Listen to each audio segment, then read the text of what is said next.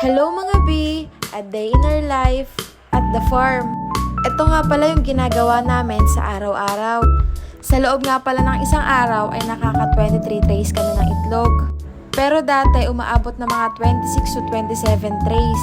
May isang taon na rin kasi kaya bumababa na rin yung production.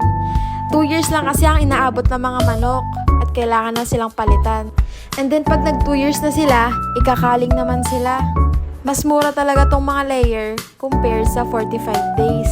Ang dami rin nagbibenta sa palengke talaga ng mga calves na manok. Ang pangit lang talaga pag calves, ang tagal pa kukuluan.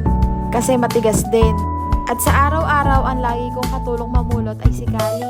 Napakasipag na bata, sana hanggang sa pagtanda. Buti na lang at sanay talaga humawak ng itlog tong batang to. Dati ang daming nababasag pero ngayon, konti na lang.